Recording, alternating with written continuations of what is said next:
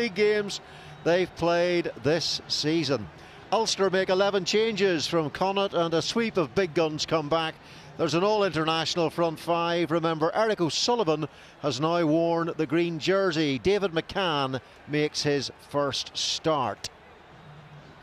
In the backs, Cooney, Burns, McCluskey and Stockdale are amongst those back at Ulster shirts.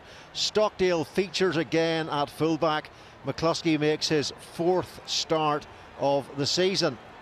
The visitors notable for the missing heavyweights, but Jack O'Sullivan is a fabulous prospect, one of the many County Cork men now flourishing at Munster. Niall Scannell scored 2 tries at the Kingspan 2 years ago. In the backs, the chippy twosome of Craig Casey and Ben Healy are harnessed together. Rory Scannell dropped a goal late on the last time Munster won here 4 years ago. Freshly capped Shane Daly is at full back. And there is Craig Casey. I described him in the build-up as a one-man hornet's nest. He's a busy boy and he's a chirpy one as well. An Ulster win is critical to maintain the heat on Leinster in Conference A. A Munster win will weaken the hopes of the likes of the Scarlets and Connacht in Conference B. Leinster meet Connacht later tonight at the RDS. Well, Ulster bounced back at the sports ground in Galway with a superb Christmas Derby win after successive European defeats to Toulouse and Gloucester. Ulster hadn't won out west for 5 years, but a cracking second half display steered by Ian Madigan's boot wrapped up a 9th straight league win. Double figures the target tonight for Ulster. And the referee is the Scot Mike Adamson, who will be in the middle for the England versus Italy match in the Guinness Six Nations. Remember, Munster's St Stephen's Day blood boiler in Limerick with Leinster was a COVID casualty. So Munster's last match was also an away game at Clermont, and there Munster had conceded a try bonus point by the 23rd minute, but charged back to win that match.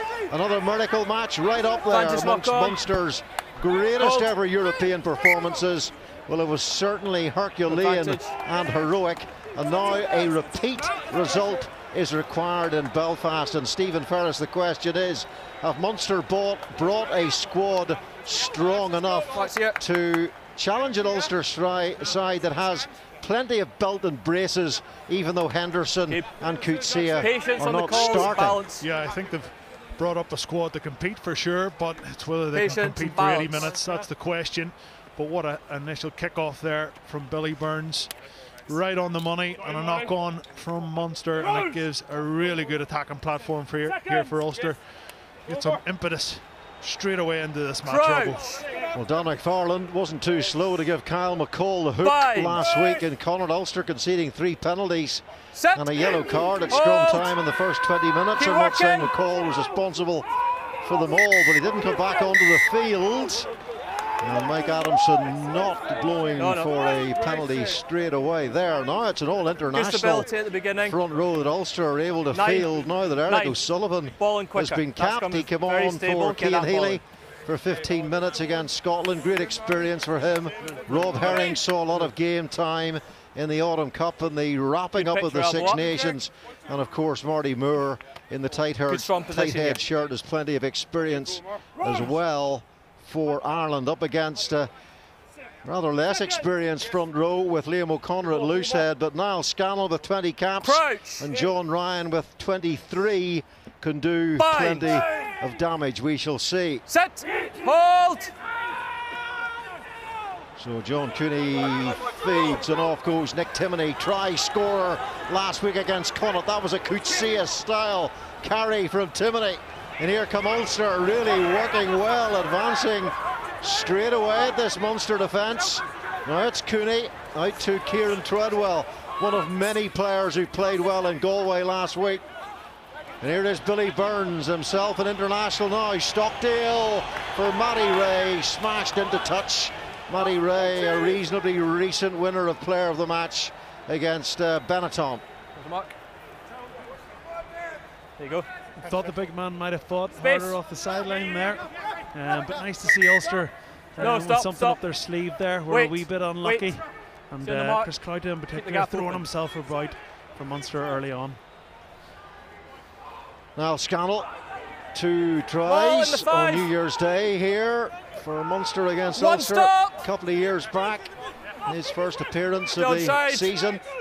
Now Scannell's last match in an Irish shirt was that World Cup quarter-final against New Zealand in Tokyo, and the rusty-headed Ben Healy, who's matured so quickly in that Munster 10 shirt with the clearing kick. Munster on the line, please. Yeah, what a flowing head of hair he has. Ulster all the way in. Very envious, but not a great clearance from him. I thought they would have went to the box kick.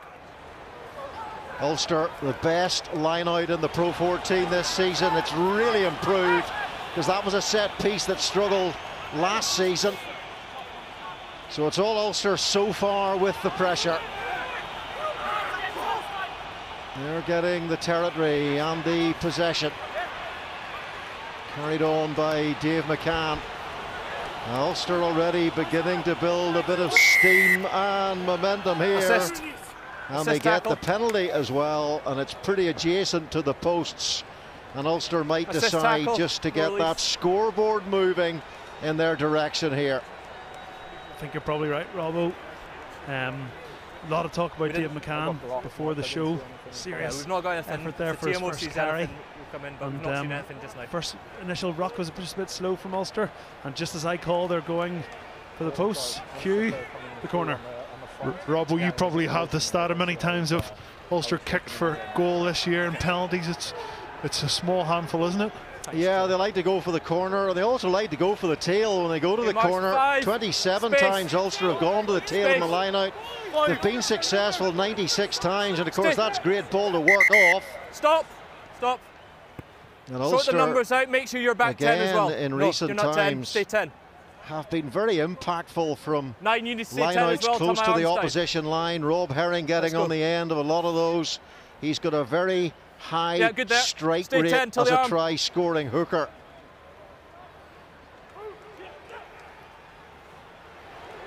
Ball. Sam Carter takes. Okay, he was on the field well before the kickoff, over an hour before the kickoff, going through a routine on his own. I've never actually seen it before. No ball involved. It was all about visualisation, but now it's all about power as Ulster break away. I think they've knocked the ball forward though, and Munster are going to escape here through Ben Healy, who chops the ball away for Munster. Ulster will be disappointed with that. Yeah, I tell you what a head defensive maul there by Munster. It was John Ryan, and I think Niall Scannell on a couple of occasions in there stopping that maul. Ulster looked like they got a bit of momentum. Munster don't Brilliant maul defence by Munster. Rob Herring again to Kieran Treadwell. 1 over 50 lineouts last season in the 2 competitions. Now Hume. Oh, what a pass from Hume to Stockdale to Fares. That is a glorious try from Ulster. Do you want anything smoother than that? Well, you'll have to go a long way to find it. Absolutely beautiful stuff from Ulster. Dwayne Peel will be, Ulster's attack coach, will be so happy with that. It was a 6-man line out, and the ball just goes behind Nick Timoney and just goes right through to James Hume. What a ball that is. Jacob Stocker just slightly goes on that overs, and I think it's Coombs just gets caught a wee bit now, just with that wee bounce, just gets round him. And then as he gets through, is he a fullback, is he a winger? He looked like a fullback there, Stevie. Just get him on the pitch, but 9 of the 12 tries scored against Munster this season have been scored in the first 3 phases, and it just shows you there. Ulster, great strike play off that line out, and Fares, nearly throws it into touch, but the hand comes out and collects it, and a brilliant start for Ulster here. John Cooney with the conversion for Ulster. 34 from 43, his statistical return this season from these positions. And he's not going to add to that. But Darren Cave is a former 13. I mean, do you want a freeze frame of that pass from James Hume? Is that one of the best passes of the season so far? It's beautiful stuff. He's flat enough to get the Munster players to try and go after him and really hit him, but he's deep enough to give himself time. All the meanwhile, Jacob Stockdale's just slid out ever so slightly, just enough to get round his man. It's beautiful stuff. The Ulster backline are scoring some scorchers. You might remember the try that Ian Madigan scored against Toulouse. It was sumptuous as well, and it was in the same corner actually as that one. Use it! She said Dwayne Peel, the attack coach, helped of course by skills coach Dan Soper. Sadly for Ulster, Dwayne Peel's heading off at the end of the season to work for the Cardiff Blues, and you can hear Munster, as teams do these days with no crowds, developing their own energy, the screaming and the shouting as they get possession. Yeah, that's exactly the response just a Van Graan would have wanted on the top one on screen. Klute went in, noticed a bit of separation at the ruck. You're just going to see it here, bang, and there he is, and over the ball. He gets the turnover, the referee lets it play, no penalty given, but a feed to Munster at the scrum. He's causing Ulster a few problems already. He's getting into breakdowns. Keep the space before they really get just a pain in the backside already for Ulster, and yeah, there's so much goes into being successful in rugby. But see, exiting from kickoffs and from your own 22, do that well, and you'll be hard to beat. So Ulster will be very frustrated with that. Chris Clute's had his injury problems, former South Africa A and Schools International. 29 now. Clute been around a bit. Let's come this way, lads. Been around a bit. Robbo's pushing over 60, like. I'm beyond 60, thank you. Not pushing it, past it. Same again, Munster. There we go. Just come over a bit. That's a bit messy. Let's see what Munster have up their sleeves here. Craig Casey, what an introduction he's made to this Munster shirt. And Conor Murray into his 30s now, and Craig Casey looks very much like the future for Munster for many years. Crouch! He's just so incredibly busy, and let's just say he's not shy. Sit! Not afraid to give the forwards a good telling off when they need it. Okay, 9. Demands a lot, does Casey. Here he goes, and it's Rory Scannell. With Damien Dialendi now in the Munster squad. Rory Scannell doesn't get that much game time, but getting an opportunity tonight. He's caused Ulster pain in the past, Rory Scannell. That drop goal to beat Ulster here 4 years ago with 6 minutes to play. Here's Casey, here's Scannell. Niall this time, another man who scored tries in Belfast. Points that have hurt Ulster. See? Here's Casey. Now John Ryan. Back after injury, a lot of experience in that 3-shirt. Ben Healy's going to get upended. Nick Timoney, one of the Ulster players to make the tackle. Off goes Jack O'Donoghue, 2 times capped Irish international. Now Casey once more. Liam O'Connor carries the loose head. Casey, good spell of possession and pressure this for Munster. Casey again, he wasn't going to get away from the guard defender. Eric O'Sullivan stayed alert there. You have to when Casey's around, because you cannot take your eyes off the Munster number 9. Plenty of defences have already paid for that. Concentration at all times when Casey is in your airspace. Vantage offside. There's an offside here against Ulster.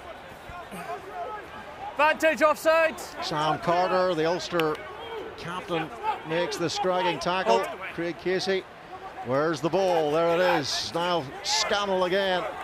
Off he goes once more. Casey looks to his right. Referee says no, full advantage to Munster. And back for the penalty right underneath those Ulster posts. And Casey just for a second tempted. Post called. Frustrating penalty that'll be for Ulster. Our analysis piece before the game, we said it's going to be about Ulster's physicality and defence against those one-off runners. Will Munster come with that same attitude? There you see going on Nick Timoney. Fez spoke about his tackle technique. Look at that, absolutely perfect. I'll get it. And we saw Munster keep the ball there for 10 or 15 phases and do absolutely nothing. And Ulster looked very, very solid until that penalty came. You can't go ref, he's offside, ref, he's offside. Okay, but tell him not to appeal at me. Great performance last time out by Munster at the Massif Central when they came back from 23-9 down. Bonus point conceded after not very long to win against Clermont Auvergne. And JJ Hanrahan, wonderful kicking performance, 9 from 9. And now it's Ben Healy stepping into JJ's boots, and they've got a whole bucket load of 10s now down in Munster. When you look at Jake Flannery and Jack Crowley, very exciting to see him perhaps come on tonight. Jack Crowley, who they think a lot of south of the border.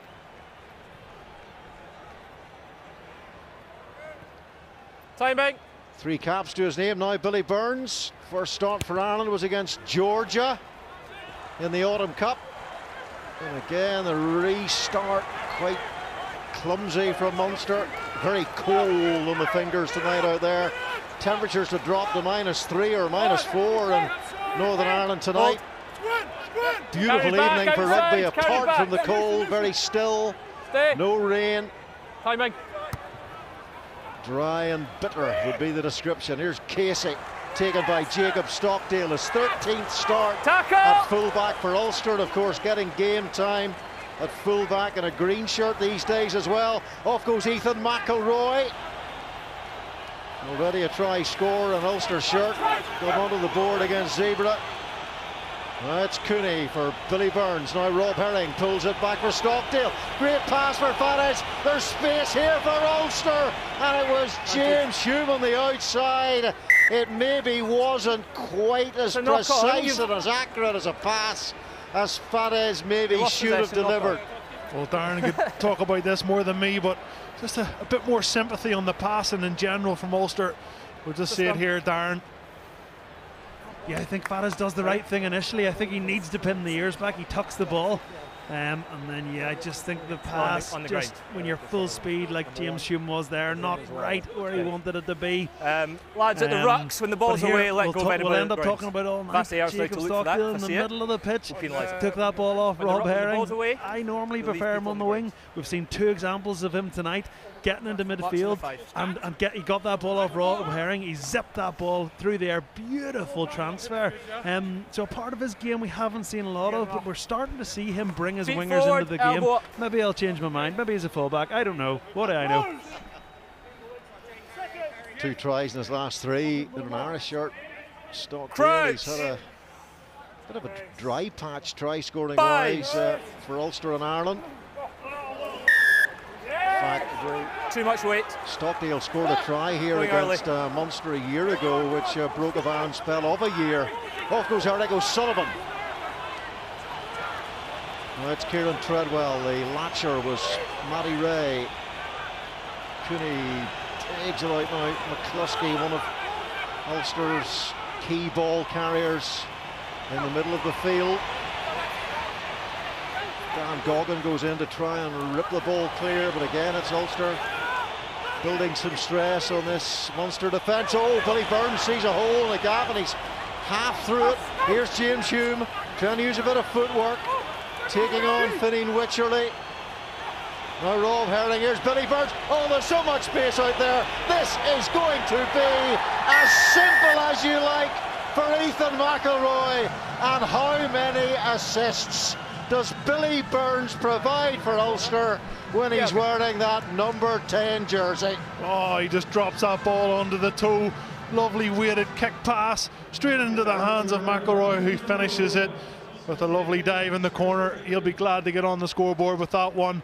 But it's just the intent that Ulster are showing every time they carry the ball. If it's Timoney, if it's Treadwell, if it's Rob Herring, it doesn't matter. They're all getting go forward, and this time it's out the back from Herring. Lots of width. McElroy, thank you very much. It's looking a bit too easy for Ulster in the first 17 minutes of this match. Billy Burns, such an underrated player. Munster were loaded that same way. He just changed the direction. He calls for the ball out the back from Rob Herring. He just composes himself, takes his time. Not sure, a bit of a disconnect there between Nash and Daly maybe. Looked like Daly had gone the same way on the other side of the post, and then Nash maybe left that space a bit too early, but the kick was perfect. McIlroy didn't break stride, and it's beautiful play from Ulster.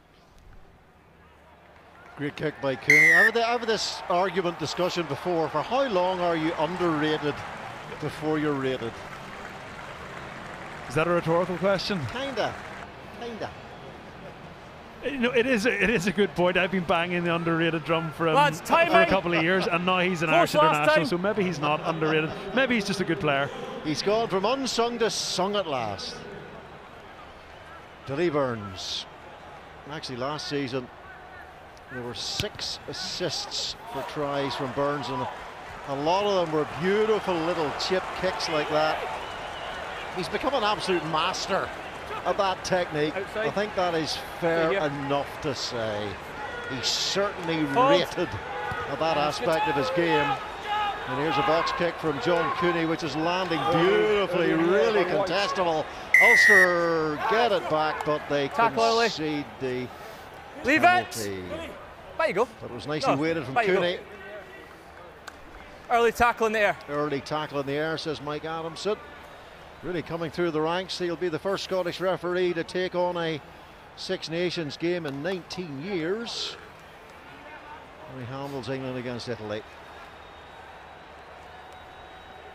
Cooney and Fares standing well out of play, hoping to take advantage of any error that Ben Healy might make, but he makes sure he knocks it well deep and out of touch. On the line, yeah. Yeah, I think Mike Addison's definitely got that one right. Daly's controlling the space, does really well, attacks the ball. Fares, yeah, I think he's definitely got that call right. And a good kick from Healy. Now Scannell taking a risk, and it's worked out well. Stan Goggin at the tail. Roll away. Not rolling away. He needs to roll. No. This could have been a chance for the advantage being played a bit longer there by Mike Adamson. Maybe there was another infringement in there we didn't see, but it's again in front of the post. But Ben Healy is going to go for the corner again. I like this play, Robbo. I like this play. Tackle roll. Munster scored a lot of tries from mauls, 4 maul tries and 1 penalty try. Good few penalties. I think it's half a dozen come from the maul as well. So they're more than capable. Really good platform. Space. Just need everything to tick. Andy Brace on this side. In touch. He 9, stay 10, stay. Six Nations games. Hold. Ball's been transferred up the come. And here come Munster. Can they get a power surge going against this Ulster defence? In their away grey shirts tonight. Never quite ever get used to seeing Munster in anything other than their famous red. And the ball is out, so McCluskey is quite in. Sorry, I got a call from the AR. It's clapped first. No, come down, back we go. McCluskey thought he was allowed to come in there and before the ball was out. do what he did, but the whistle of Casey. The mark's here. Quickly, but that's not the mark, says Mike Adamson. Number 6 wide. Number 6 collapse. That was a number 6 collapse was the reason for the penalty. When you've got your hands on it and not bound, the ball is out. There was a collapse before that though. So McCluskey was legal, Matty Ray wasn't. Good shift drive in the first one there. The Mulse is up. Brilliant drills by Munster, and they got the shove, didn't they? And then Ulster regrouped. Another great opportunity. Liam O'Connor has a word with now. 9's in. 9's Scannell, will they go the more traditional route here this time in the line out? Yes, they do. It goes to the captain, Billy Holland, in his 237th appearance for Munster. One stop. Just one short now of the legendary Ronan O'Gara. Okay, 9, use it now. Stay. Craig Casey being told to use it. Here is Scannell. Now Ben Healy. Chance on the outside. Shane Daly. Great tackle by Ethan McIlroy. Shane Daly, the Irish international. Tackle complete, then you got back up. Ulster wielding the penalty as 15. well. Well, there was a chance on the outside for Munster to maybe pierce the Ulster defence, and Ulster have managed to turn the whole thing around to their advantage. Really nice defence there from Ethan McElroy. Looked like, I think it was Daly, looked like what we'd seen from Ulster with Jacob Stockdale on the slide. You watch him, he goes for the bounce. Then go back up onto perfect. the feet. And then it looks like Daly gets to his feet when he's held. I think that was what the penalty was for. And it's good to see Niall Scanlon and Stuart McCluskey getting involved in a bit of argy-bargy afterwards.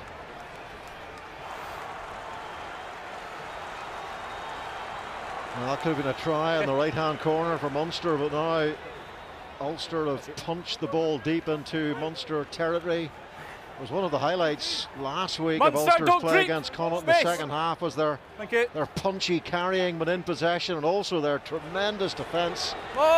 Another example of it again there. Ulster only had the ball for 11 minutes last week in Galway. Off goes Ethan McElroy again, showing his pace and a little bit of skill, and you can see why Dan McFarland has picked this man tonight. Oh geez, you know you're getting old when you play golf with lads, dads. Ethan McElroy's father, Marty McElroy, I played golf with him once or twice. You just see he goes for the one out the back door there. Maybe just a simple pass straight into Cooney's hands would have worked, but it just shows you these kids, no fear. There's a mark. It was a nice play from Ulster, good identification of space. I think it was Rob Herring and John Cooney down that short side, and I agree with you, Fez. I think keep your feet forward, could have been a bit more delicate. That's fine. Let's go, lads. I think it caught John Cooney a bit by shock and just off the shoulder, didn't have time to adjust and get those hands, get it in the breadbasket. Ethan McElroy was sacrificed last week when Kyle McCall was sent from the field with that yellow card, and Connacht actually scored 2 tries down his channel, the space that was left by McElroy's departure. Crouch! Ulster lost their 2-year undefeated home record against Toulouse in Europe last month, 22-29. No thanks to those 2 pesky Frenchmen, Antoine Dupont, not 2 Frenchmen because one of them's South African, but 2 pesky Toulouse players, Antoine Dupont and Cheslin Colby, who scored 2 tries. Back we go, lads. And then Ulster went on to lose to Gloucester, 85th minute try right at the end. Ulster in that match scored 24 points without reply, but lost the match, lost their first 2. Munster, a 2-pronged front for them this season because they've won all their league matches. They've also won both of their European games against Harlequins and Clermont. So they'll be looking to balance their selections maybe a little bit differently. Would you expect Ulster to focus totally now in the league and forget about the European Challenge Cup? I think all in all, Munster are sitting in a far happier place. They're not in the same conference as Leinster, which always helps as well. So, you know, Munster fans will be pretty happy right now. Sitting beautiful in Europe, playing some good rugby. They've gone to Clermont and won, so where can't they go and win? And regardless of what happens tonight, they're in a very good place to make this final. Obviously, no semi-finals in the Pro 14. Stay behind, back feet. Here's Cooney for Stuart McCluskey in behind Hume, and Billy Burns almost clean through. Took a grasp of the back of the shirt to stop the Ulster and Ireland out half. Here's Cooney again to Stuart McCluskey. Tries to step away from Liam Coombs, who just did enough to get him by the socks. Cooney once more to Erlich O'Sullivan. Up comes John Ryan with the tackle. Now Cooney switching the play to Billy Burns. He steps. He kept his eyes open and his head up there. Here's McCluskey. We're going to see that 17 stone of strength here. Took plenty of Munstermen to hold him up and drive him back. But it's relentless stuff from Ulster. Sam Carter again. Here's Cooney. Now it's O'Sullivan. Ulster very accurate, very precise in Galway last week. Can they do the same kind of thing again in their second Christmas derby against Munster? They've already scored 2 beautiful tries and looking to add a third inside the first half an hour of this match. Again, just staying patient. Ulster retaining that possession. Here's Hume. Can't get outside that grey Munster wall. Cooney once more, now it's Kieran Treadwell. Again, good ball retention by Ulster, as it was a week ago. Now McCann carries. Advantage here to Ulster. Advantage, 7 not rolling. Taken on by Matty Ray. Billy Burns pulls away to the left-hand side. Here he is again. Throws it out to McElroy. Little bit of a shoulder ball for McElroy. Push. Spins into Munster defenders. The pick up by Rory Scannell. No advantage, 7 not rolling. Number 7 not rolling away. And the penalty is against Chris 7 Cloutey. put himself on the wrong side of the breakdown. It's just really good pressure, isn't it, by Ulster? Just thinking back, only a few minutes ago, Munster with a kick in front of the goal to narrow the gap to 12 points to 6, and they kick to the corner, and a couple of phases later they're turned over. But it's surprising we see Ulster kick for the post for I think the 4th or 5th time this season, trying to keep the scoreboard ticking over. But Billy Burns, he's looked really sharp, hasn't he? Half gaps, he nearly gets in here once again, sells the dummy. Underrated in my view. Always good for one with a few facial expressions in there, but no, he's had a really strong game so far, and also the unseen stuff. I think he's controlled Ulster's play, a few changes of directions. Not normally a massive run threat. We've seen it a bit more tonight, but pretty solid defence from Ulster, from Munster. But Ulster looked very, very in control then, and an easy 3 points for John Cooney.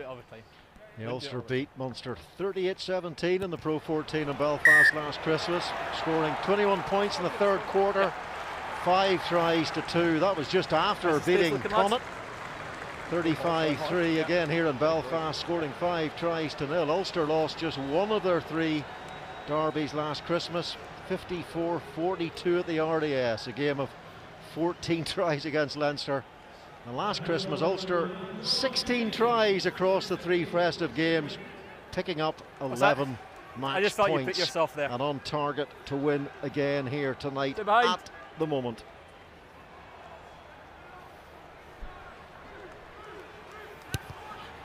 So Ben Healy with the restart.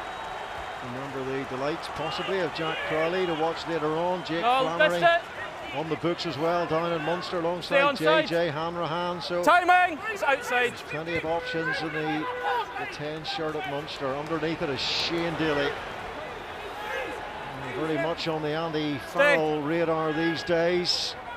The Munster fullback Craig Casey to Fineen Wycherley.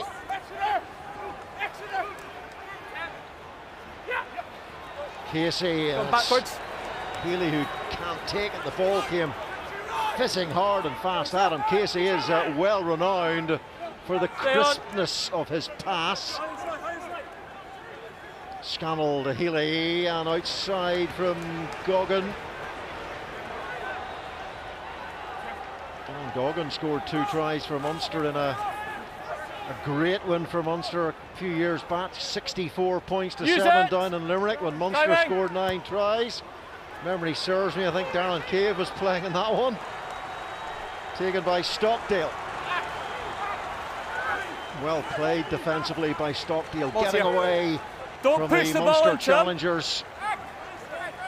Stay, back off now. In goes Cooney.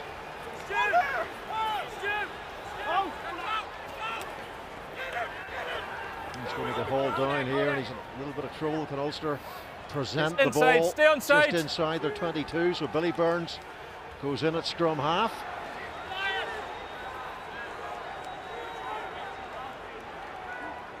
Okay, use it. John 5 stay on. is back in position.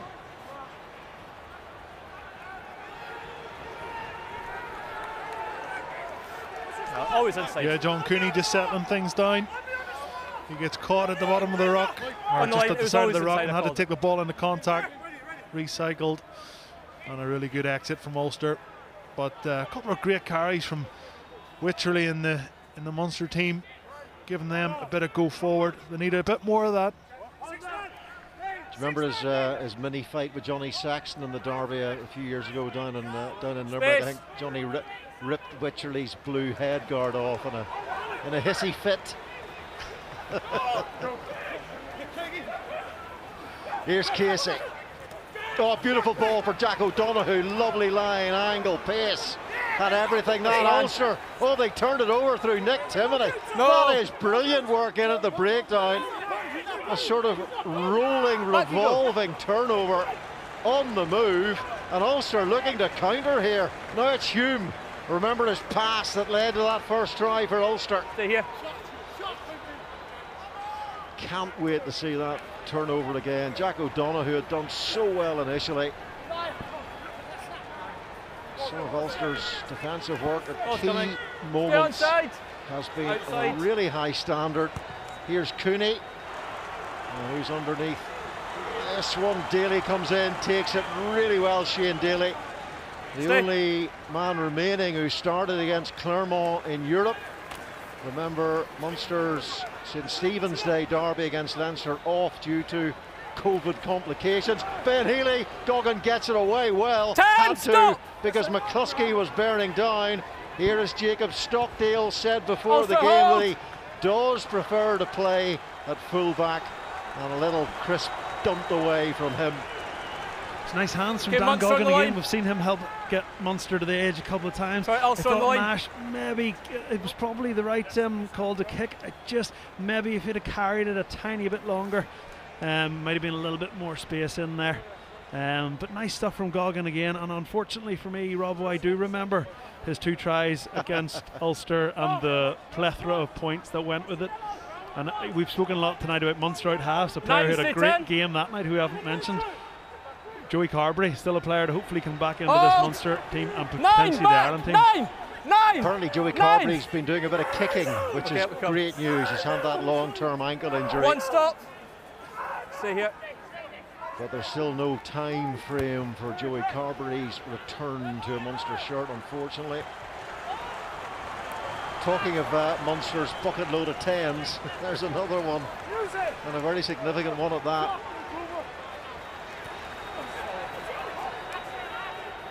Matty Ray with a carry, just doing enough to get a metre or two. Munster deep inside their own half, and very happy to hold on to the ball. Use it! Now Cooney hooks one. And it's Jack O'Sullivan underneath the ball, knocks it forward. Jack O'Sullivan is a tremendous prospect. He suffered a really bad knee injury just before the World Juniors a couple of years ago, and he was in and around the same time as Caelan Doris, who got in ahead of him, and look where Caelan Doris has gone since. But Jack O'Sullivan is a serious operator. Unfortunately, he wasn't just there. Yeah, Darren talked about the breadbasket earlier on with Fadez. That's exactly what O'Sullivan was trying to do. Just takes his eye off it for a split second, but again, a fantastic box kick by John Cooney. My arm will be up when it comes down. There, he'll be kicking himself with that error, but he's got to regather himself. He's a young man, only 22 years of age. Lads, hold the weight, keep your balance. Time left in this game for him. He's a medical problem, Jack O'Sullivan. He's a sleepwalker. So apparently the Munster lads hate sharing a room with him. It's terrifying. Who told you this information, Robbo? It was on the Munster website. I watch everything.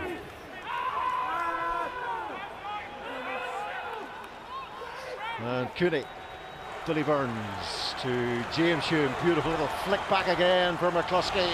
And here's McElroy and off the wing, brought down by Liam Coombs. Cooney once more, taken on by David McCann. On his debut off the bench against Bennett, and we saw some good footwork from McCann. An example of it again there. Here's McCluskey.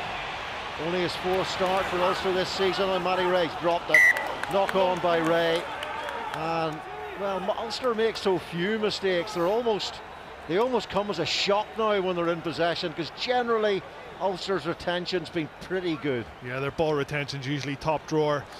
And McCluskey here just gives a nice little pass. They nearly get on the outside again, Darren, don't they, with McElroy? Just that drift defensive Munster. Yeah, and Coombs, I think he learned his lesson, hadn't he? It was the exact same sort of play that got Stockdale around the outside. Fafada's try early on, very simple, but his tackle entry that time was perfect. And good defence there from Okay, lads, Munster, let's from go. two players who have been really prominent so far in this game, Wycherley and Cluta. Remember, Munster fighting on two fronts, so no Keith Earls tonight, Damien Dialendi, Chris Farrell, Conor Murray, Andrew Conway, Hanrahan, Stander, Tag Byrne, John Klein, Gavin Coombs, who's been just sensational this season, scoring 7 tries, Peter O'Mahony's going through return to play protocols, and of course Schneiman is out long-term injured after picking up that ACL injury 7 minutes into his debut. Don't step back. You're already on a free kick. The next one will be a penalty if that way gets transferred across again. Don't step back. There's a mark, let's go. Let's go. All I'm saying is don't transfer the weight across. It's already been 1 free kick for it.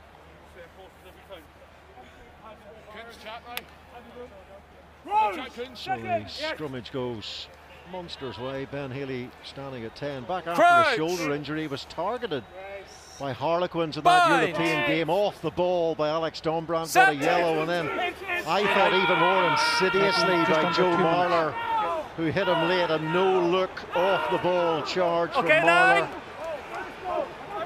But good to see Ben Healy back and fit. And what's the referee going to decide here? Same scrum. Just round right in the mark. Well done. No dominance from either side, round in the mark, same scrum. Just going to be a reset. Round in the mark, same sure scrum. what all the cheering was for. Yeah, Ulster kind of got a bit of a nudge then, Munster got a bit of a nudge then, Ulster got a bit of a nudge. It just spun round eventually. The referee's given just the same. I put in here to Munster, but Ulster have got Munster where they want them, just down in this corner. I need to take another good exit here from Munster to relieve a bit of pressure. And the ball's there at the back, just get ready. Seconds. Yes, Marty. Crouch! Bind! Craig Casey, Irish under-20s vice captain at the Six Nations and the Junior World Cup. Feeds his scrum. Ulster definitely making. Oh, he's giving it to Ulster away. Coming round. No. Ulster wheeling round illegally on the far side, says Mike Adamson. I thought you came rounding up first. I think Munster need to get this sorted out for the second half. Now Scannell isn't getting a strike at all. In case he's putting the ball in, there's something. You can just see them chatting. Okay, miscommunication there, Robbo. Definitely is. Scrum against Clermont. If you watch the game, Josh Wycherley, you know what you're doing. Cousin, is he cousin? Let's play the game. Brother. Your nine's taking forever. You got was driven off his feet by Rabah Slimani in the first scrum. Illegally, you can't drive straight up like that. But after that, how well did young Josh Wycherley play in that fantastic Munster performance in the Massey Central to beat the former European finalists so convincingly. And Munster very much in the European pot this season, with Harlequins at the stoop to come and Clermont at home. Time is yours. Yeah, they're a team full of quality, lots of experience too. Jack O'Donoghue. One stop. Scannell. We're inside their own half here, and time is up on the clock. What are they going to do?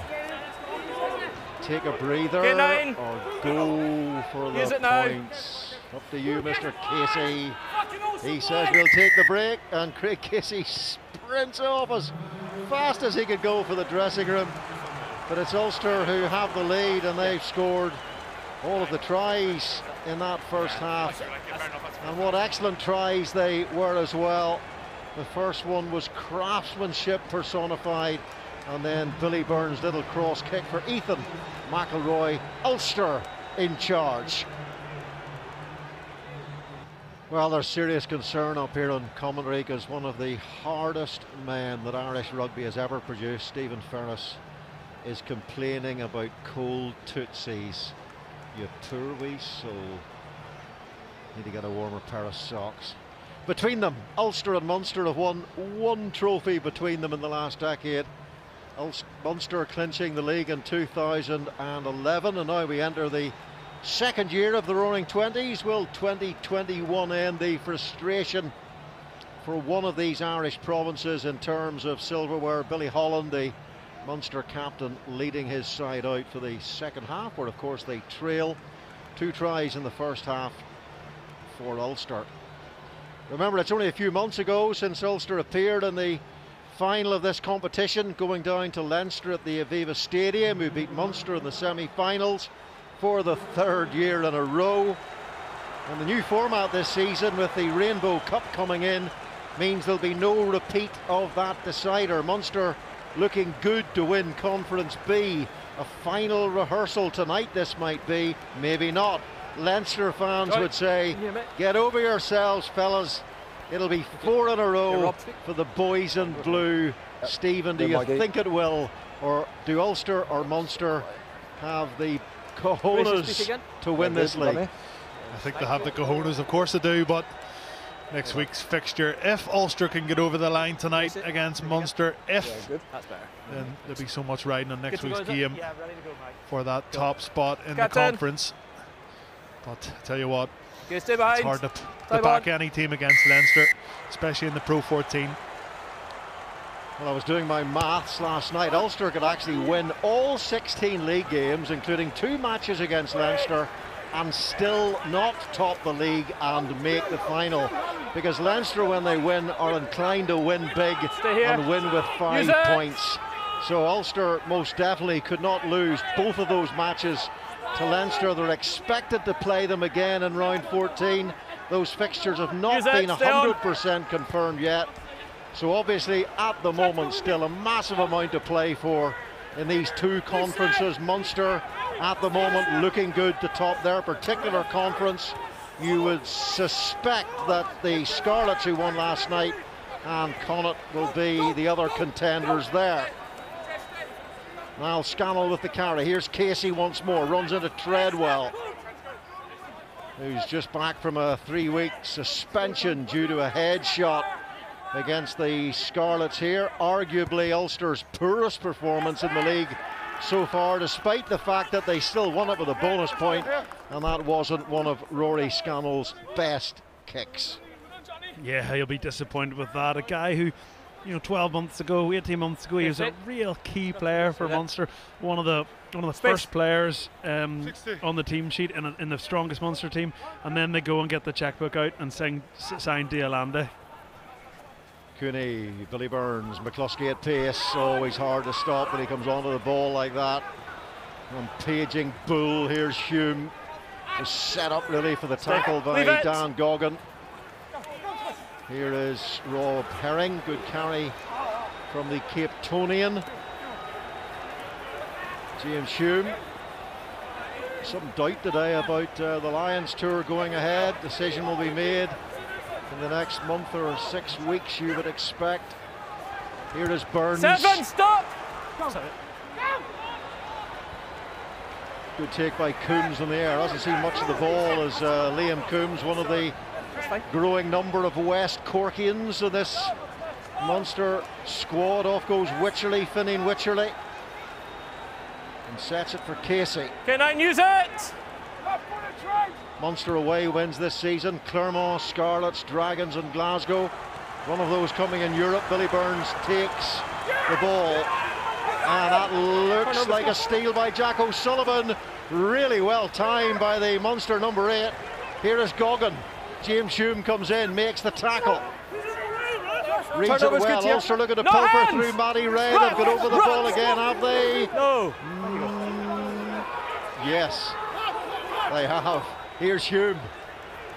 McCann for Billy Burns. They're going to go again here, Ulster, through John Cooney. Looks to slice his way through those defenders and gets past Billy Holland. Did well to track back, did the Munster captain. Beavering and scurrying about in the floor. Munster trying to turn that ball back in their favour. It's in Ulster's direction though. Munster getting their hands on the ball on the floor.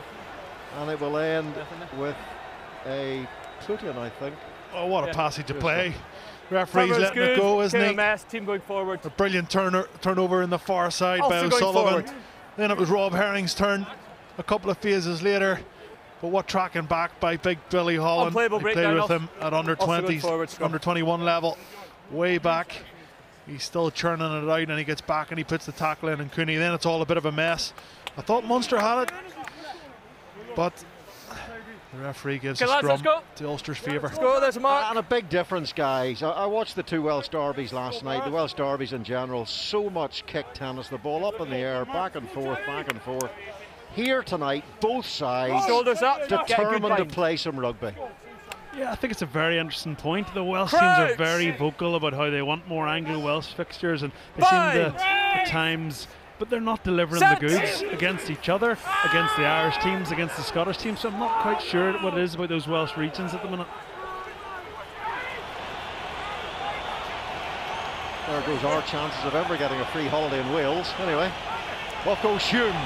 Good tackle by Goggin, did well to get him round the ankles, James Hume. The player who's really matured in that 13 jersey for Ulster, but he was stopped on that occasion. Complete. Tackle was complete. Then got up again. And that means James Hume cannot play on, and the penalty goes to Munster. Yeah, at least the referee's been consistent. Munster got penalised for exactly the same thing in the first half. And this time it is Hume. He just goes for a double effort. Make the clearing the ruck a little bit easier. 16 tackles against Connacht. James Hume did miss one important one on Tom Daly, who ran over the top of James Hume to score a try. Didn't affect the result, fortunately, for Ulster. It was their only concession of points actually in the second half in that game, which they won 23-5. What a kick that is from Ben Healy, and always good to see a spiral. And great outcome, and now he's given Munster a great opportunity. It was some lovely defence from Dan Goggin. You could see why James Hume thought he was able to go again. I think Mike Adamson made the correct call there. Consistency from the first half. Don't come up until now Munster have an opportunity to try and get themselves back in the game here. Yeah, the tackle was clearly completed. So James Hume is out of the game. Now Scannell to Jack O'Donoghue, now 27 years of age, and here's Craig Casey for Ben Healy. Jack O'Sullivan. Good defensive positioning by Ulster, and Eric O'Sullivan to Herring, and off goes David McCann. Again, you get little glimpses of that footwork from the young tyke in the 7 jersey for Ulster, Eric O'Sullivan, showing why Andy Farrell has picked him in green. Here's Billy Burns. Semi-charged down, Jack O'Donoghue in the end of it. Oh, there's a gap there in the Ulster defence, and O'Donoghue has plenty of pace. Well scrambled back there by Billy Burns and Matty Ray. Here goes Ben Healy. James Hume with a tackle. The flame-haired Healy, and is the ball loose to Ulster's advantage? Can Munster protect through Billy Holland? They can. And away they go again through Jack O'Sullivan. No! Where's the scrum half? Lying upside down, actually. Got that particular moment. Here's Wycherley. Stay on. Casey back at his feet. Here's Healy. Okay. Scannell. 3 times capped Irish international, the Munster 12. Billy Holland tips it on to Jack O'Sullivan. Good defence by Marty Moore, getting through. A lot of work at Ulster. Turn the ball over again, and they are top of the pops in the Pro 14 this season in terms of turning over opposition ball. Yeah, they definitely are, and there was 11 turnovers in this fixture last year from Ulster. Very, very strong, and Nick Timoney, how impressive has he been? Look at that, straight over the ball, and he's going after the ball. He's not just holding on to the man. Very impressive by Ulster once again, but for me, Munster just playing into Ulster's strengths, Darren, aren't they? Yeah, and it was something, I mean, what Joe Schmidt always used to talk about, and he came under a lot of criticism of the 2019 World Cup because he wasn't a fan of the offload and the tip-on or the plus pass or whatever you want to call it. That's the reason why when you pass the ball to another forward, it's much harder to get your entry right and sort of a really good clean out. Nick Timoney's technique was perfect, but very hard for Billy Holland after he delivers that pass to get an effective clean. Sam Carter's take. Here's McCluskey. Marcel Coetzee is on off the bench. The man who signed a 3-year deal with the Blue Bulls. They take him to the age of 33, knock on by James Hume. There's 2 sides to that story, by the way. That 3-year deal at home with the Bulls takes him to 33. He's got the Lions coming up, the World Cup potentially in France. Marcel has already taken 1 salary cut here, maybe another on the way. He had a long conversation with the family when he was at home during lockdown. Okay, lads, here's the mark. Maybe Jake White shouldn't have put certain rumours into the public domain, but Ian Madigan was saying this week on his podcast that whenever Marcel Coetzee delivered the news in the dressing room, the players gave Coetzee a round of applause. The other side of the story, of course, is that Ulster nursed Coetzee through 2 ACLs and he's leaving a year early. Where are you, Mr. Ferris? Oh, geez, how long have we got? I think what he's given to Ulster Rugby, 53 appearances, 769 carries, 630 tackles, 58 turnovers. Do you want me to keep going? 124 defenders beaten. He's always getting gain line for Ulster. I think he's given a lot to the Ulster Rugby jersey. I'm sad to see him go early, but you got to take a man for his word. He wants to get back there. Family reasons, personal reasons. More opportunity to play for his country and to play against the Lions possibly in the near future. So for me, you know, sad to see him go, but inevitably it was going to happen at some stage, Robbo.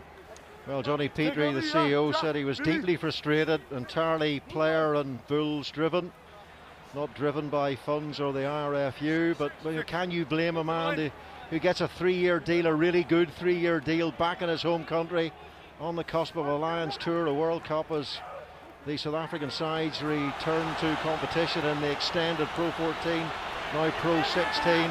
As I said, there are 2 sides to that argument, and both sides of the argument were heavily detailed on social media. Here is Sam Carter, now Billy Burns, now Hume. Was there a semblance of a block there by Treadwell as Hume skirted past the second row forward? Here's Billy Burns again, now Stockdale on the outside, trying to carve his way around the defence. Scannell came in, now Rob Herring running hard and straight. Really good position this for Ulster. Marty Moore with the carry. No.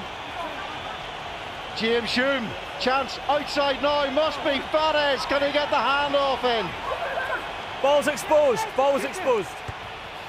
And somehow Munster have survived there. There was most definitely an opportunity in that right-hand corner and then the left-hand corner for Ulster. Here's Stockdale. Now Cooney, Ulster try to rebuild again.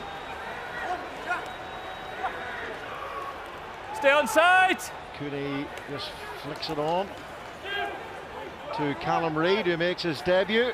Callum Reid, who was on loan at Munster for 6 weeks before Christmas, the 21-year-old. Won the Grand Slam with the Irish under-20s. Hacked through by McElroy. Play on, back off Black, play on. And now it's Shane Daly into space. In behind, Jacob Stockdale. There's a little bit of mist, begins to settle, and Stockdale, full of confidence, took a chance. Might rather this one. Casey's back. Healy stumbles over Stockdale. It's chaos out there. And eventually the ball is out of play. Stockdale almost caught in possession. It was beautiful stuff from Jacob Stockdale. Fair play to him. You sure? Well, it wasn't pretty, but it was effective. But if you watch the work here from Craig Casey, it looks, for all the world, when Stockdale chips this ball, he needed the bounce. He got the bounce. He looks like, and you just watch Casey just gets in his way. You see that? I think if Casey doesn't cut him off, I think Stockdale gets another boot on that, and who knows where it would have ended. And Jack O'Donoghue has been everywhere tonight, really prominent in the loose. A couple of great carries, and there he is cleaning up that ball, like every good blindside flanker should be. Probably does the smart thing, gets himself into touch. Yeah, 99th league game for Jack O'Donoghue. And yeah, he's been a great servant to Munster. Another man who's had a lot of injuries. 128th match for Munster for Jack O'Donoghue. Now Scannell over 100 games we're making a himself change. for Number province. 2's coming off anyway for change. Yeah. As, 1 and 2 Munster. Marty Moore goes off. By the way, there's 9 Cork men in the starting 15 for Munster today, and they've been talking down there about how West Cork in particular are taking over down in Munster. I heard all about Cork. Playing for a few years with Ronan O'Gara on the Irish side, he never shut up about Cork. You can be sure of that. And no, it's good to see they're producing top quality players as Tom O'Toole comes on from an Ulster perspective. Time back on. The evil men of Skibbereen and Bandon. Here's Billy Burns. Hume, he's a beautiful passer of the ball, isn't he? No doubt about that. Here's Liam Coombs, well timed in defence by the Munster left winger. What do you have? I've got an opinion from you, Darren Cave, as a former Ulster 13 who played 229 times for his province. I mean, James Hume's passing is just a dream to watch. Yeah, he's delivered a few nice ones tonight, and again, there's another great ball from here. And that's a few Munster, changes. just that lovely defence. You just watch Coombs just waits for that pass. As soon as that ball is released from McElroy, it was that last pass, he just really closes the space. And actually, as Stockdale jumps to receive the ball, would have been unfortunate, but could have been penalised for jumping into the tackle. But yeah, like Ulster's ability, listen, it's all about the back three and getting the ball to the edge from Ulster. So we need players that can, Ulster, not we, sorry Robbo, we're very impartial tonight. You know, Ulster need players that can get the ball to the edge, and he's a guy that can do that for Ulster. Set! Excuse me, me and Ferris are now West Cork fans, we'll have you know. Good scrum, both sides have won 13 penalties on their own scrum this season in the league. John Cooney just gets caught around the collar, and Ben Healy calls for the mark. Yeah, Rob, only 12 points in this game. A bit of experience on the bench for Munster. Reece Marshall, Dave Kilcoyne, how good would it be to see him back again after that ankle injury? Tommy O'Donnell, 33 years of age, 12 Ireland caps to his name. So lots of experience, and what a boomer of a kick as well. Well, you know he can kick the ball a long way. Ben Healy, who captained Glen Slavey to the Munster Senior Cup. And here is Ben Healy again. Let's hope we don't get a massive bout of kick tennis. Let's see some running rugby. Billy Burns, he's going to launch it. And run, hold. Back downfield. Okay. Hold Munster. Again. Hold in front. So far too much of this in Wales last night in the two games. I have to admit, I did end up snoring on the sofa in the second half of one of them. And the error comes, and that's what usually happens after a bout. Somebody makes a mistake and somebody gets an advantage. That was a bit aimless from both sides there, and just to touch on Stevie's point from before, this is what Munster do. They haven't played overly well. You know, the narrative here is that, you know, the game's done and dusted. It's all about Ulster, but Munster they just hang around, and all it takes is one score, and it's a complete different complexion to this game. All the way in Ulster. There's a lot to play for here in this next 25 minutes. And there's been a lot of very, very good rugby so far. Here's Cooney for Marcel Coetzee, another one of those rampaging carries. 98 going into this game tonight. He's the main man in a white shirt when it comes to getting that ball moving forward. Here's Callum Reid showing some pace on his debut, and showing there why Dan McFarlane's giving him his chance. Here is Billy Burns, big numbers on the outside. Stockdale, he's going to go himself here. He had two men to his right. Were Munster numbered up? That's the question. Was there an opportunity if Stockdale had shifted the ball? Here's Coetzee charging again. Great tackle, very good defence by Dave Kilcoyne. Killer Kilcoyne back after injury. Here's Timoney, scored a try last week against Connacht, looking for another one. Here is Herrick, now Sam Carter, former co-captain of the Brumbies. Still playing advantage. Now Coetzee, referee Adamson playing the advantage. Another offload from Coetzee, and Adamson no clear release. Brings them back. No clear release. The tackle was here. Looking for that third try and maybe a fourth. Slowing the ball down. Go for the corner. Remember, with Leinster in their conference, they've got to build as many match points as they possibly can, and they're going for it here. Cooney, Coetzee, Liam Coombs has made some really good tackles in this game. Goes low on Coetzee. Now it's Tom O'Toole, Kieran Treadwell. Again, the retention not rolling. Is excellent from Ulster. Callum Reid, he looks dynamic already, doesn't he? Callum Reid. Now it's McCluskey, pulls it back for Billy Burns, dancing, twisting, swerving. Ben Healy in front of him. Here is Cooney. He's got Coetzee on his shoulder. If you want some power and drive, he's just your man. The big number 20 from Potchefstroom. Now Treadwell, he stretches for the line. He didn't get there. He knocked it on, I think, in the attempt to get the ball down on the white line. Was that white line fever? Little bit more patience, another phase or two, and Ulster might have been over. Okay, we had a no clear release. It was very close, wasn't it? I think he does knock it on. That needs to change. I assume Joy Neville's having a look at it as it run. I think the penalty meant against clear loss of control against Jack O'Sullivan, which was a little bit harsh. He didn't roll away, but it looked like he's leaving the field through injury, so it was hard for him to get out of the way. Time's off, yeah. Mikey Blood, number 8, Munster. Number 8. We got that. So close. He's gone. Kieran Treadwell, you'll remember the try he scored very early on in that European quarter-final against Leinster a couple of years back. On comes Tommy O'Donnell, 33 years of age now. And on for blood for Jack O'Sullivan. Always harder to roll away, Robbo, when you've cupped the boot in the head and you're covered in blood. Not that I was close enough to rucks ever have been involved. Hard and timing! Take it to back! Space! Use line! Lads, stay Stuart 10. McCluskey in the line out. So he is, number 2, and Matt Fadday's in front of him. Over Goes to Kieran Treadwell.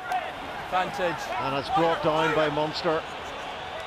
So advantage here to Ulster. Callum Reid to Stuart McCluskey. Part-time line-out specialist.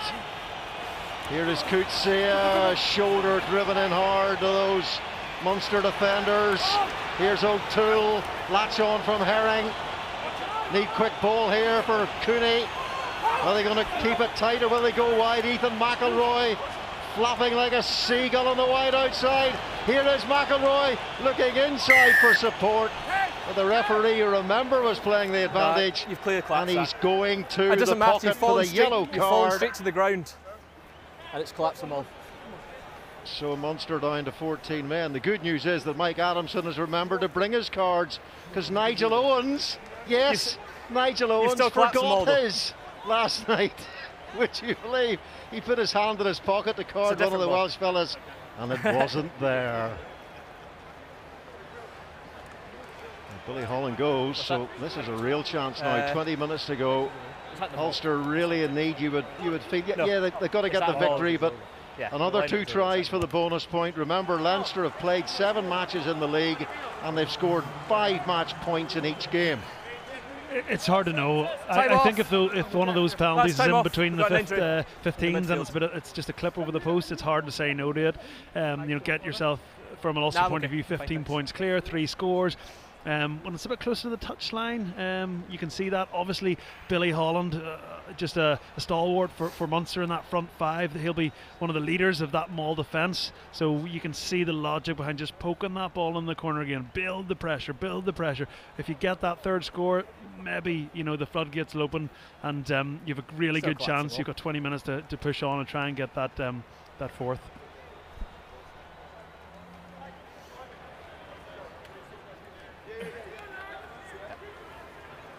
Okay, there's a mark, lads. Space. Open. Marcel Coetzee doing what Marcel Coetzee does. Get time on. Very much an Ulsterman in capital letters. 5 years he will have spent at the province when he leaves. Carter has to flap it back. He was under pressure there. McCluskey's in there once again. Using his 6'4" in the line out and his bulk. He's over 17 stones. The Ulster inside centre now, Tom O'Toole, who looks to have slimmed down a little bit these days. No effect, slightly less timber and maybe more dynamic as Munster get over the goal with an absolutely top-class turnover from Chris Clute. Yeah, lots of turnovers in this match, isn't there? Ben Healy he doesn't roll away that quickly in this tackle. We'll just see it here. It's Carter that takes the ball in. You just see him there, makes the clean really, really difficult, but don't take anything away from that poach position from Clute, and there he is. His teammates giving him the pat in the head to relieve the pressure. Played a bit of club rugby in Sri Lanka, Chris Clute. 30 degrees today in Colombo. On the line. -5 in Catesbridge. -10 at the top of Sleeve Donner Time off, tonight, please. Mr. Ferris. Yeah, I'll see you there tomorrow, Robbo. I put time off. And how well has he played for Munster tonight? I mean, when I was playing, I used to say I Lads, hate speed playing that up, against I put guys like time that. off. Guys that just consistently stop you from Okay, getting time quick back on. ball. Every ruck he's in the middle of. If it's not a turnover, it's an absolute mess. Or the ball comes squirting out the side. He's such an effective player at that breakdown. He reminds me of Shane Jennings, all those times playing for Leinster. And the Irish caps that he got, just an absolute pest around the breakdown. Once. Good take of the line out from Fitting Wycherley. Let's go Reece sideways. Marshall is on for Niall Scannell, former Super Rugby winner Okay, with Nine, the get ready. Chiefs. Craig Casey for Healy. Ulster sweeping up in numbers, trying to shut Munster down. No! Fullback Shane Daly. Another penalty Down goes first. Munster's way. Down first. And Ulster will Off be feet first. so frustrated. They had a long period of time camped inside that Munster 22 and coming away, guys, with nothing.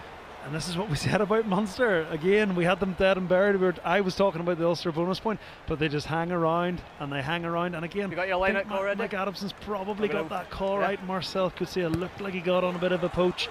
He might have had his hands on the Okay, lads, let's ground go. initially and then got knocked back up. I think the words "never write off Munster" Ulster on the should line, be please. embossed in gold Thank you. lettering on O'Connell Street in Limerick.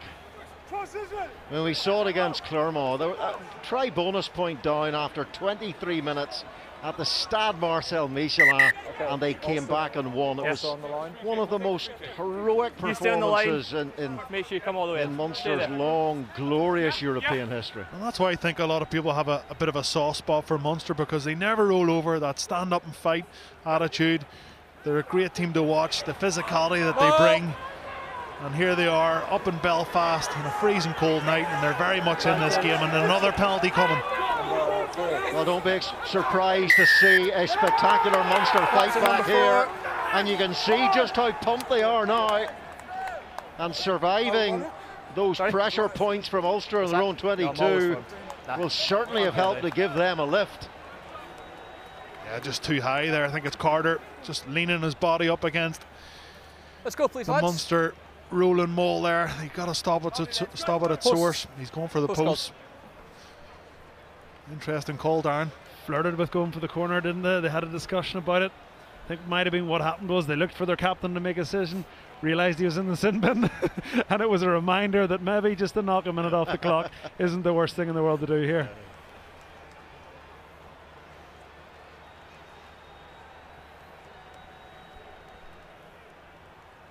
Munster 29 Minute from when that tries signal. from their 7 league wins this season, just over 4 tries a game, 4 try bonus points. Remember, Ulster's last league loss here was against Connacht, October 2018, and Munster's last league defeat was in the Pro 14 semi-finals against Leinster, the old rivals at the Aviva in early September. Ulster losing just 4 of their last 50 at home, and Munster on this 9-game winning streak, 7 in the league, 2 in Europe. They could have done with those points there, though. Close, Rob. Yeah, I'm not sure about that one. That's a hard angle there. They got penalty after penalty. For me, it would have been to keep the foot on the gas and nudge it into the corner. There's a couple of heavy hitters stay now on behind. for Munster, and lets Ulster off the hook there. that? Probably go long here. He's landed some just more went off spectacular feet before you kicks came back. this season, Ben Healy, to be fair. One against the Scarlets to win the game, last kick of the match.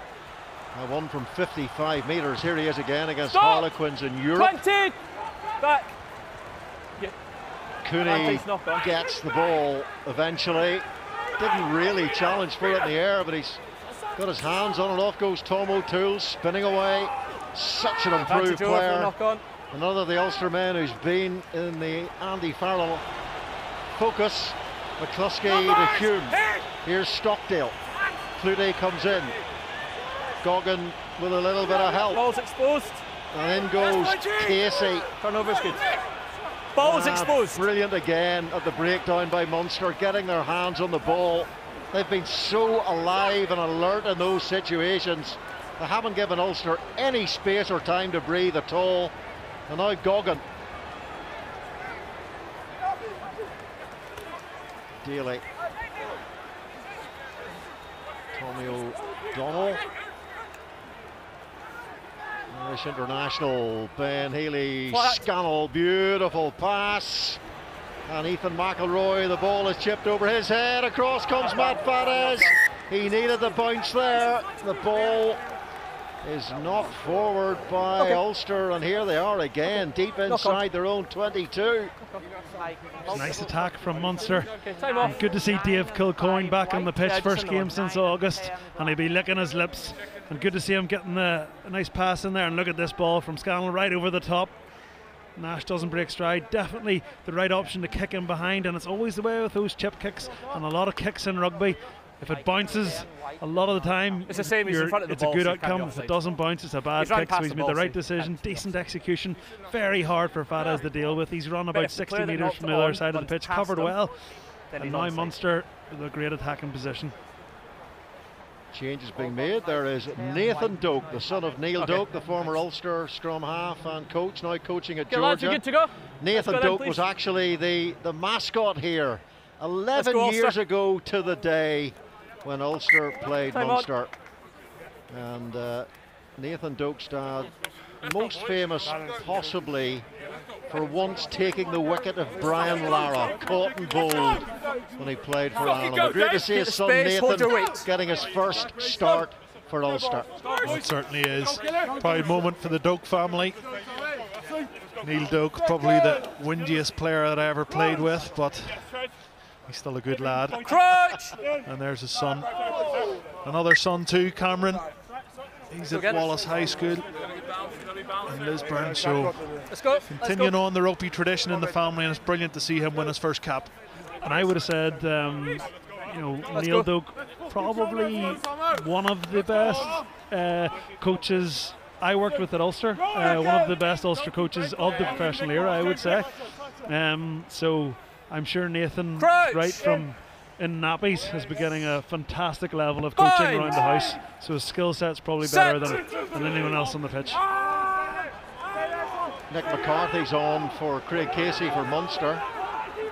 Former Leinsterman. Okay, 9. Doesn't get that many opportunities, but getting one here. Here's Rory Scannell. Nathan Doak's first involvement, one of the Ulster players tackling there, and now it's Tommy O'Donnell. Experienced O'Donnell with the carry. Here is Nick McCarthy. A try now would change the entire complexion of this game with 13 minutes to go. And Munster are certainly up for it there. No, they've just tickled the ball forward, and Ulster will get the put into the scrum. Relief for them. Yeah, that's unlucky. I think it's Dave McCann with a bit of a soak tackle, actually. Unfortunate for Munster. We'll just see it again here. Oh, it's just a slight knock on. Very, very unlucky. Let's go, lads. Time off. Yeah, it looked like it was a big clean out. I think it was Wycherley came in there.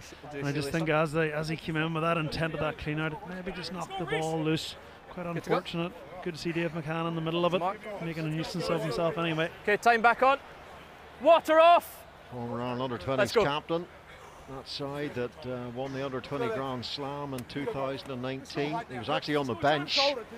McCann in the game that secured the slam against Wales away. Ben Healy was the starting 10 on that occasion. He's off now, and Jack Crowley is on. Very exciting academy out half. Set.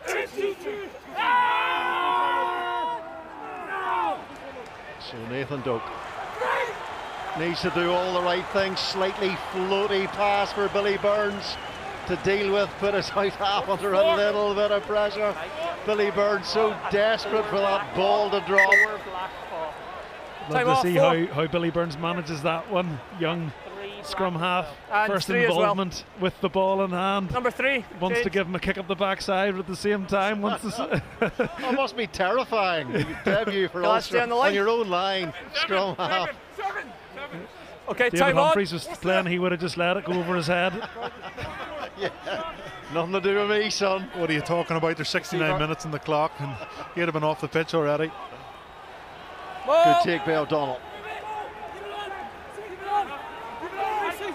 Billy Holland back on. You probably saw the number 5 jersey there, showing that the captain has returned. And that's a good drive by Munster. It's a dominant ball by them deep inside the Ulster 22, and here's Nick McCarthy to Scannell. Oh, space. Oh, just a knock on again at the key. Number 7 in the side. But in from the side come Ulster. They give away the penalty. So here's the chance to go into the corner. This is the chance, Robbo. This is the chance. Put it in there. The maul looks a lot better now with the other lads coming off the bench and making an impact. As we see Crowley looking around for his captain, nudge it into the corner. Oh, what a final 10 minutes we could be in for here. Yeah, Crowley, another member of the Grand Slam winning under-20 side. Time off. We haven't seen a lot of him on debut tonight. The blood's coming back. He looked sharp with his first touch there. Nearly snuck through the middle of that Ulster midfield. Some good scramble defence stopped him getting through. 7 black off. Scored a try from 80 just metres for blood. It's a blood Scotland change in the so under-26 nations. Jack Crowley, what a try it was.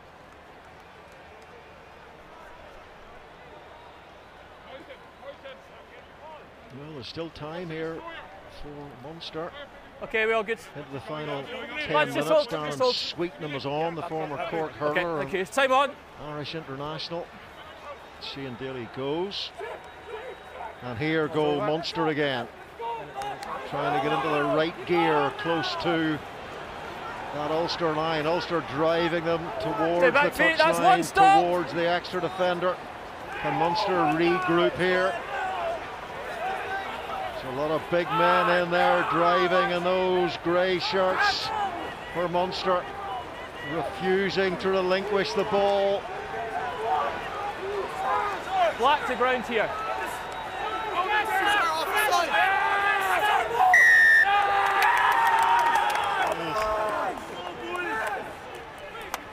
Oh, it was good defence by Ulster there, hitting that drive towards the touchline. I didn't have any collapse. I was just about to say about 30 seconds ago, I don't know how Munster are not going to get over the line. But Stuart I didn't see McCluskey anybody coming through the middle there. You can just see him, those big arms.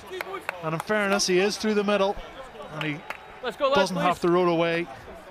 And it's a scrum down. Oh, geez, I didn't see anybody. An opportunity for Munster to get back into this game. You can see Hume giving it stacks. Well done, Stuart McCluskey. Ulster's best line-out forward today, Stuart McCluskey. Well, he's big enough. Really, as those collapse smalls really are an absolute free-for-all. I mean, in fairness, I think I could hear Billy Holland and the referee's mic there asking the question, was it taken down legally? How the heck is Stuart McCluskey got there? All the above, any of the above, he probably had a point. But when those malls collapse, it's a bit of a free-for-all. You don't have to roll away. Well, that's 3 chances Munster have had inside the Ulster 22. 2 knock-ons and a turnover there. Second time coming across. And now a penalty. You need to hold your balance. It's the second time you're stepping across. Second time they came across. First time referees give Doesn't free matter. kicks. It's your team's second time coming across. Second occasion, it is upgraded to a penalty. So Munster certainly helped Ulster relieve the pressure here. Well, they have it. I think Van Gran didn't touch on the discipline in his pre-match interview. You see the coaching ticket there. They are falling forward. Very disappointing from an Munster perspective, letting Ulster off the hook. Ian Madigan, brilliant kicking performance last week. 8 from 9 in difficult, windy, wet conditions in Connacht. Very much helped Ulster win that match as he replaces Billy Burns. 22 points from Madigan in the west of Ireland. Good there. Rob Herring. Ball in the 5. Good throw, good take. Well functioned line out. Kieran Treadwell takes it. He's shown great energy again. Treadwell might make the full 80 minutes. Nathan Doak. Here is Coetzee, good go-to man. Gets the offload away. Madigan, beautifully judged for McElroy. Was able to run onto that ball at pace there. That was similar in many ways to the kick Billy Burns put in the first half that led to the McElroy try. Time off. It's nice play from Ian Madigan. You can tell when he got that ball back, he thought about the. And here we see initial carry. It was a great offload from Marcel Cusia. Stevie was too quick on his stats earlier. I'm not sure how many of these he's thrown for Ulster. Probably a couple of thousand. But lads, I didn't get good lovely view, from Ian Madigan. He looked like he was going to shift it. Then it was the pass over the top. We don't jump on top of the ball. He went for the kick, and to be fair to Nash, turned and burned really, really well. Made a very good tackle there. Could see a stat we didn't mention was he scored 8 tries this season, 4 of them in one game against Zebra, as well as being the top offloader. I think that was his 18th offload of the season in the Pro 14 from Marcel Cornelius Coetzee, soon to be departed. You love it, Rob. I do love it, I do love it. Off to the Blue Bulls at the end of the season. Here is Rory Scannell. Now Darren Sweeten going to get caught there, Sweetenham. Brought down by James Hume, timed the tackle well. McCarthy, there's O'Donnell. So into the final 6 minutes. Have Ulster resisted now this attempted comeback from Munster? They certainly have their chances in that Ulster 22. Ulster have missed a lot of opportunities themselves. You feel they should have taken at least one of those try-scoring chances in the Munster 22 in this half, but credit to the Munster defence. Some great turnovers, work at the breakdown, one in particular from Chris Clute. McCarthy, Stockdale looks relaxed, takes it well into the basket, settles it for Nathan Doak, who throws it in behind Madigan and Coetzee. Off goes Stuart McCluskey. Oh, he's through. McCluskey. Is there support?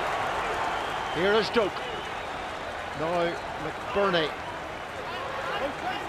Doak is in no hurry here. Use it! They know where the clock is, Ulster. 5 minutes to go. Set that crocodile as Billy Holland comes forward. The referee has a word. Well collected. Tommy O'Donnell, Coetzee brings him down with a tackle.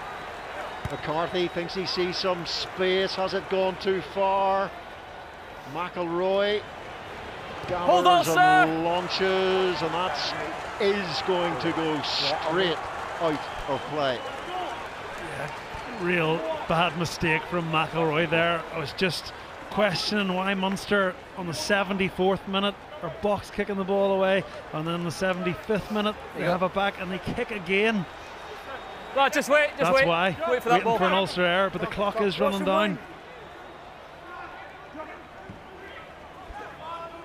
Ball. Really impressed with O'Donoghue for Munster. He's been superb. Reece Marshall, here's McCarthy, flying tackle from Coetzee. Never on the ball. Jack Crowley may yet get a chance to see one of his searing breaks. He's a lot of pace. Tackle, release! He'll beat defenders. Dave Kilcoyne, one of the prime ball carriers for Munster. But they're adding to that game, they're evolving. It's not just Kilcoyne and CJ Stander these days. Salanoa goes, there's an example. Salanoa, so difficult to bring down. The Hawaiian born, and now it's a Hearn, 6'9". Can he get to the line? Ulster trying to hold a Hearn. Oh my goodness, that was close. Oh, that was close, wasn't it? I'm not sure. I'd like another look at that. Let's go. Referee's made his decision. Yeah, I just wonder, will Joy Neville be having a look at this one? It was close. See it here. Play it down here, Mike. Yeah. Time's off.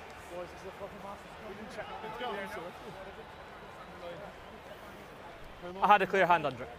Yeah, I think if the on-field ruling is no try, I don't think there's enough evidence there to overturn that. Don't think it was a double movement. He looks to still be going. Don't think he gets that down.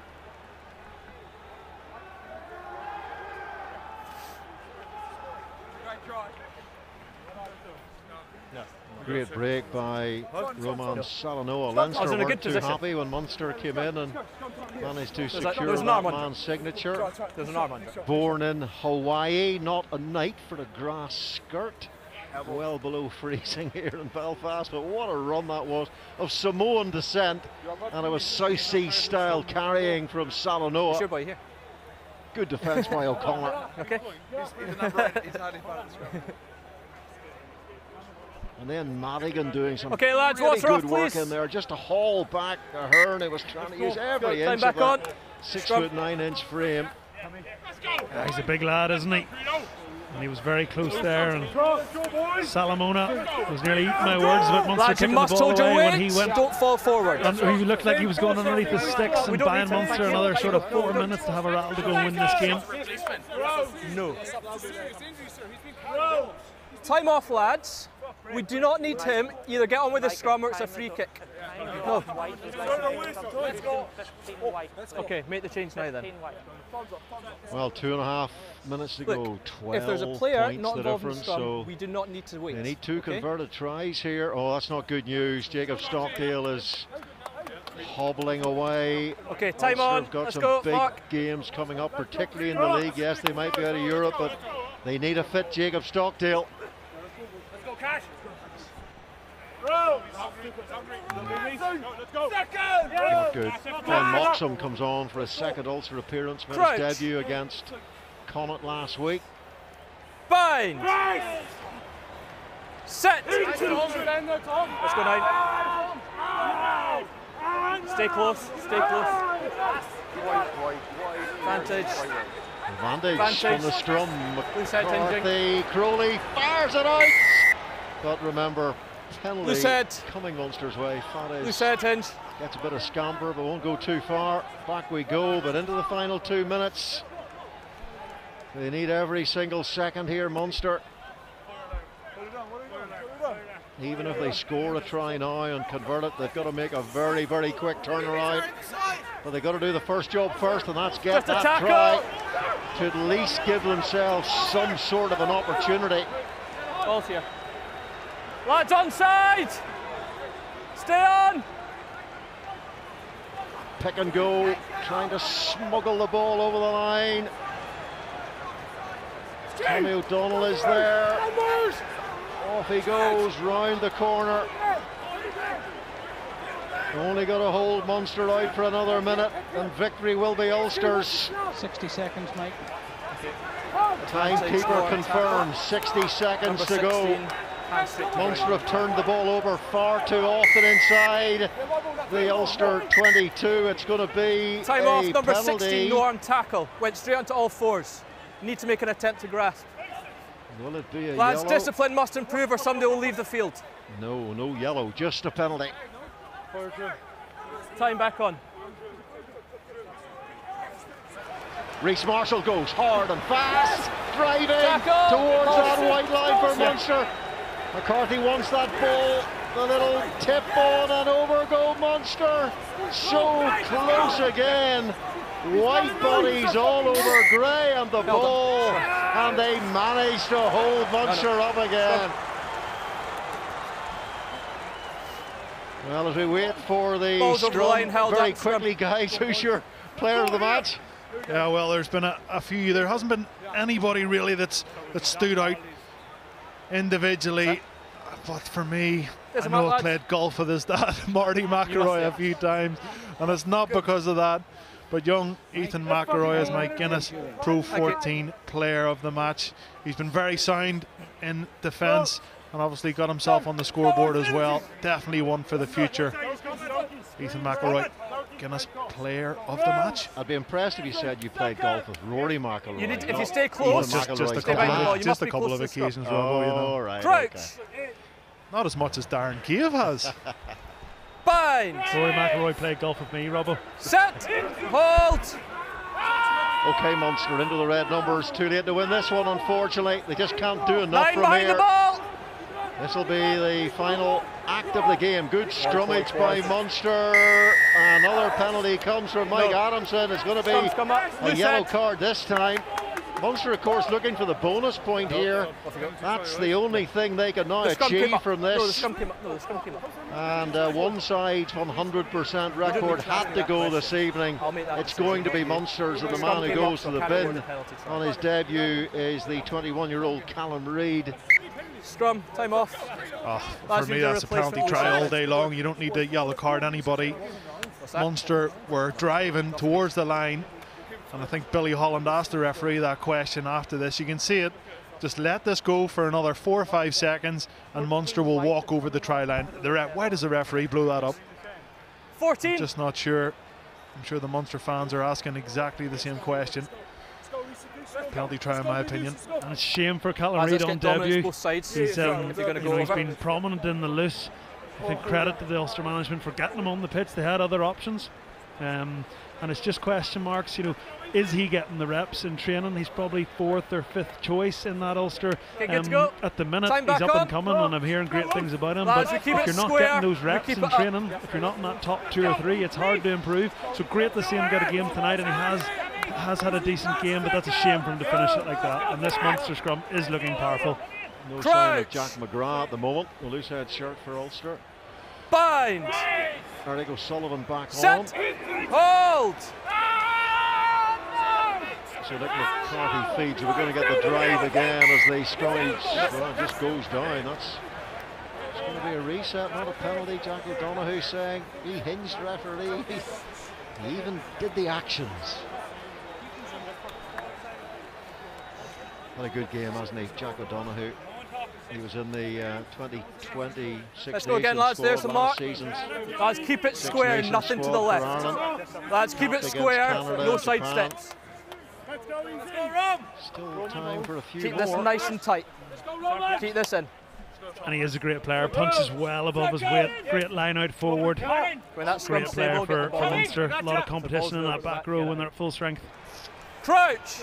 Yeah, that's the problem, isn't it? So many fabulous back row forwards across Ireland. Set! Hold!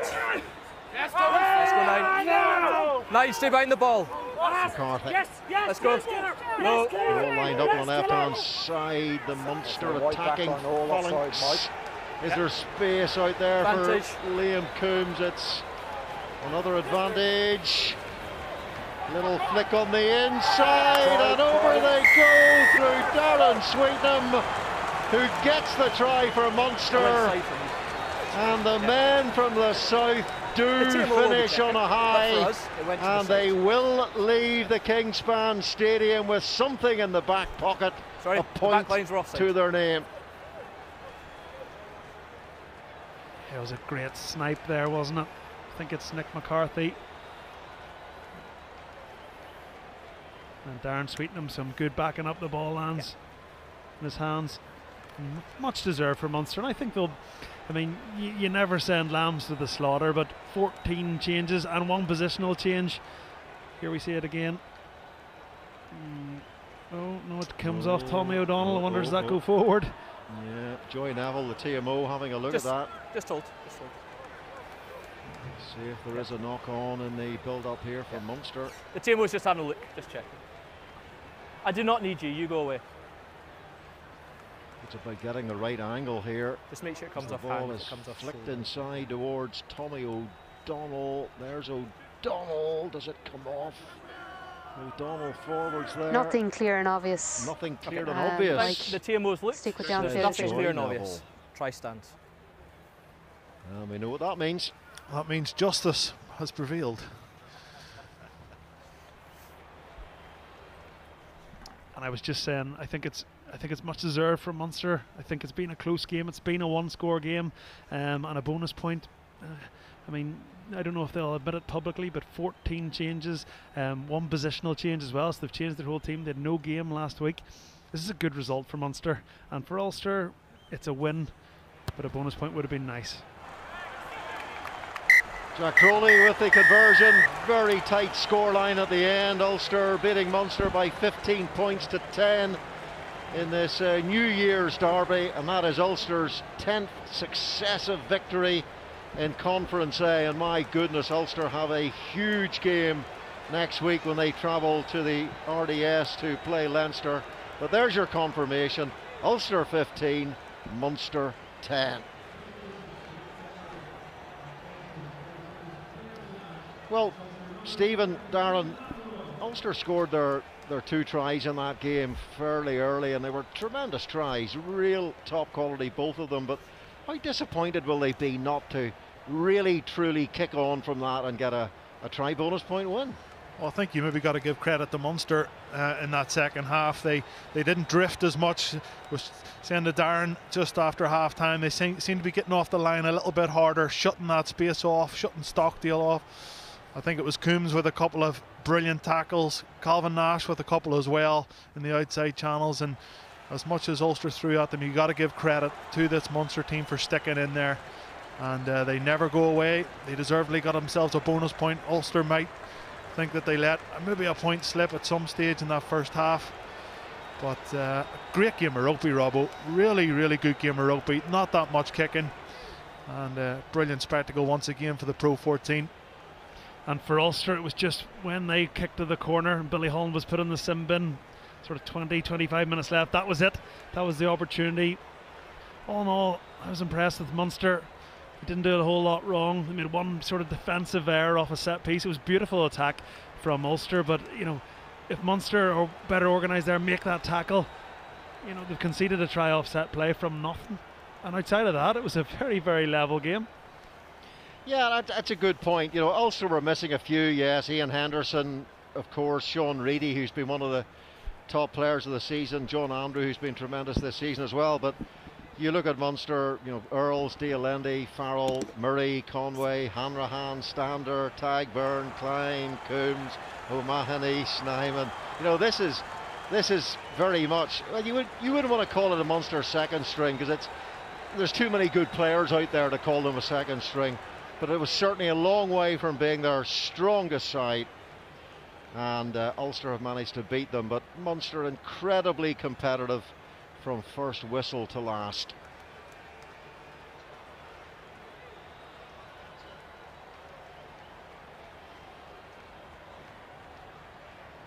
Good scores though, Stephen.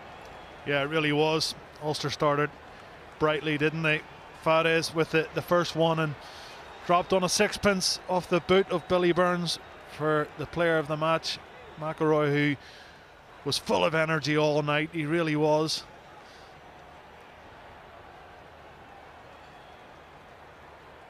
And always lots of respect between the two provinces.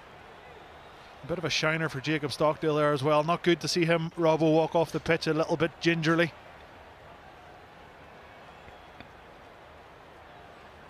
Well, as you say, very crisp execution from Ulster for their 2 tries, and a good finish from Munster. Darren Sweetenham securing the losing bonus point for Munster, and our man Paul Marshall is down pitch side with the Guinness player of the match, the Ulster left winger Ethan McElroy.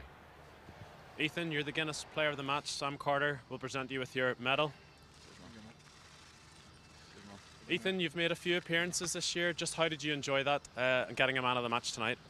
Yeah, it was a good performance from the boys. It's always good to play at the Interpros. They're always tough.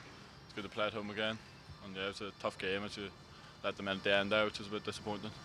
You had a great first half. You got your hands on the ball a lot. You made some great defensive tackles. What did you feel changed in the second half in terms of the flow of the game?